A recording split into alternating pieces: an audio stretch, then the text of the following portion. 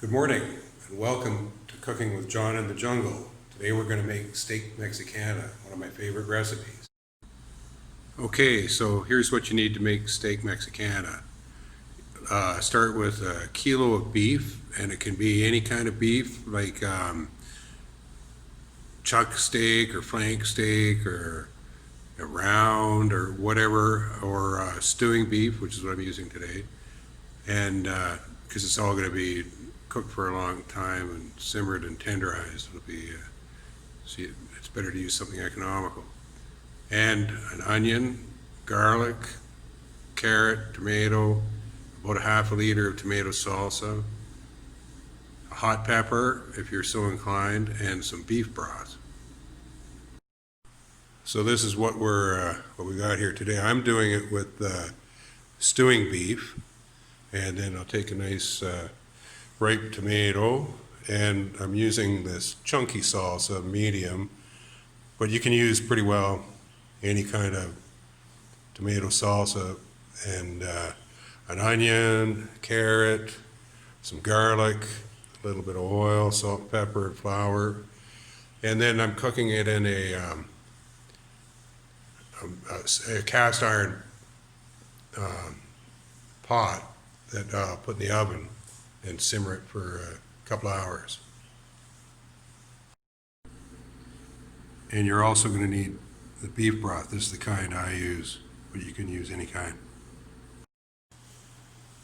So first we cut up the onion, like a kind of a medium-sized onion.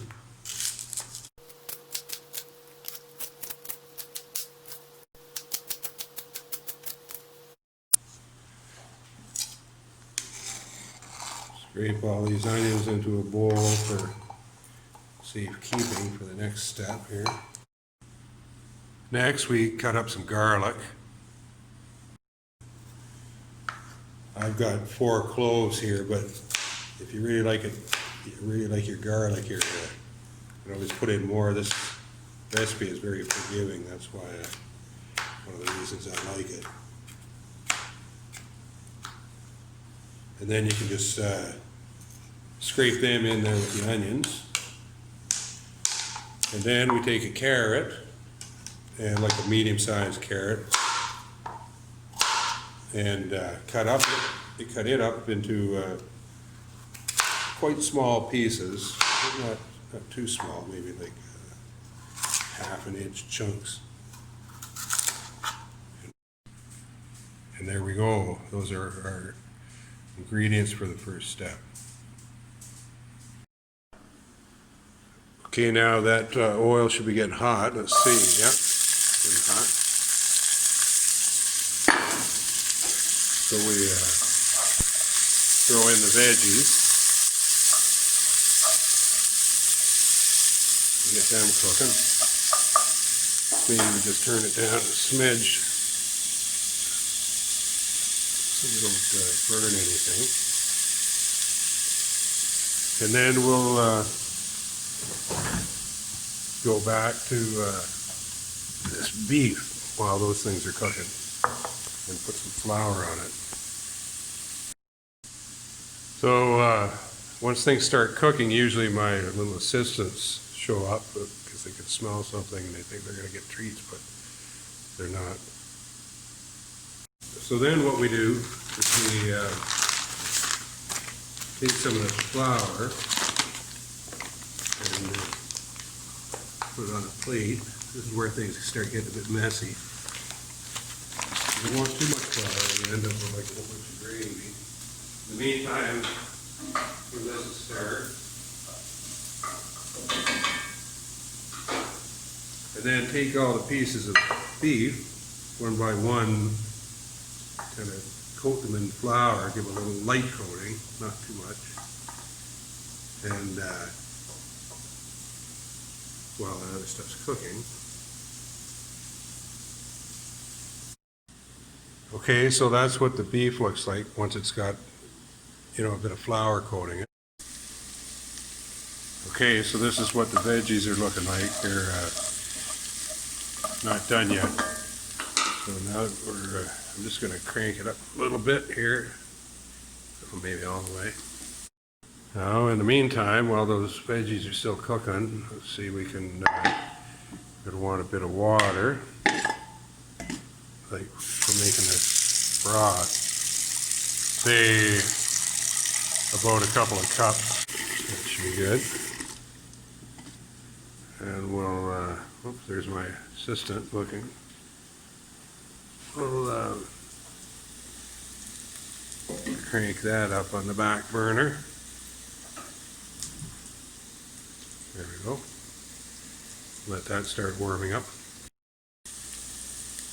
All right, I think these guys are just about done, so we'll start scooping them into this other bowl. And let me try this guy. See if that works better. Yeah, that's faster.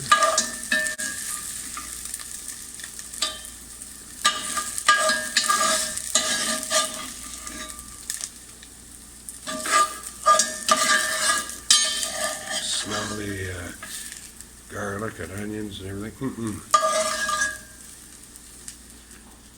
Brinky can smell it too. Alright, now I'm going to add this beef to the pot. Now what the thing is here, you want it all spread out evenly across the bottom of the Dutch oven so it all gets browned. So depending on how much beef you have, you might have to do it 2 batches. So there it is, cooking away. Now our water's starting to get hot. The broth's going in, so I'll add the concentrate there and let that get going. It doesn't have to be crazy boiling or anything, so I'm going to crank that down now. Okay, so these pieces of beef are getting nicely browned on the inside anyways. So we'll just keep turning them over until they're browned all over. Alright, so now we'll take the first batch of beef out.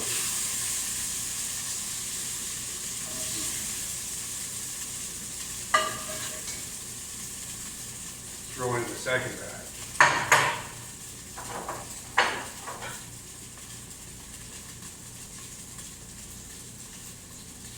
Okay, so now this rest of this beef is pretty well browned on the inside. So I'm just going to push it to one side and take a little bit of this broth, a spoonful of this broth, and dump it on the bottom in the Dutch oven to kind of loosen the stuff that's stuck in the bottom, all the goodies. And then I'm going to throw in the rest of this beef.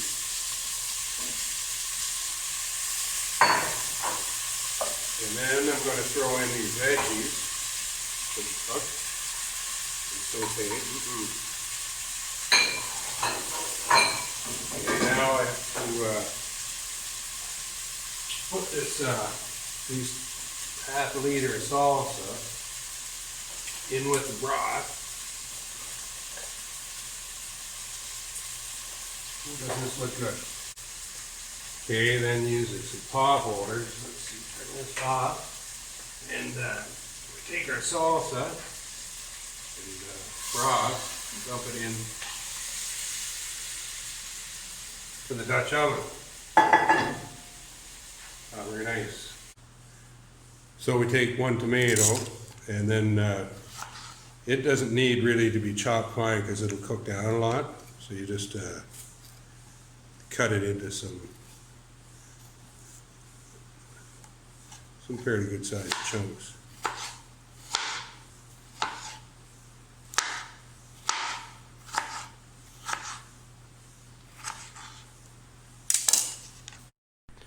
Just kind of like that. And then we add it to the pot. Okay, so now it's time to go in the oven, so we'll shut this off and put the lid on. And then, oh, I forgot to turn the oven on here. Crank that up, not too much. We want it only like about, 300 degrees or somewhere 325. And put it in. There, so we pop that in the oven and let it simmer for a couple of hours. And check it every now and then that it's not cooking too fast or that there's enough liquid. So if it cooks down too much and you're worried about running out of liquid or that it's not cooking properly, just add another cup of water. Well, there's one of my assistants sound asleep till things are done, I guess. Go back and check the ingredients and see that we forgot to put in the salt and pepper and that little hot pepper, so we'll do that now. So these things, I don't know what kind of pepper they are, but they grow on trees down here in Costa Rica. They're hot as the blazes, so we just put in one and we don't even really cut it up. We just cut it in half and then sit it on top of the mixture, and then we'll put in a half a teaspoon of salt and a half a teaspoon of pepper.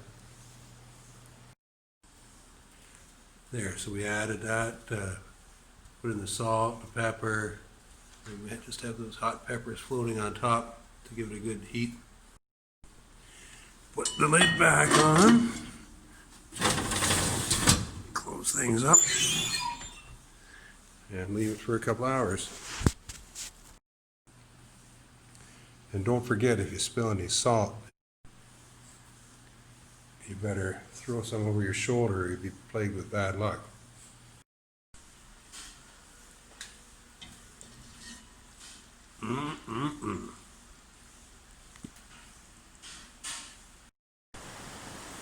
These are the pepper plants that, or trees, whatever, that grow those hot peppers when first they're black and then when they turn red, they're ripe and hot. These are one of the hottest peppers in the world. I think they're called ghost peppers.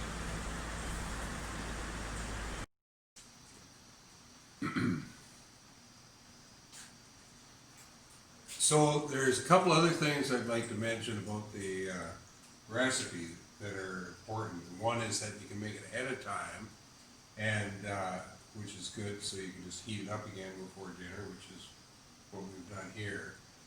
The other, and you can put it on egg noodles are good, or some kind of pasta, but penne is good, so that's what we got tonight. You could put it on potatoes or rice or whatever. And so anyways, I'm just, maybe just, we could just have a look into the pot here and just see. Oh, it looks so good. It smells so great. And the other thing is that it goes really well with a nice Chilean Cabernet Sauvignon.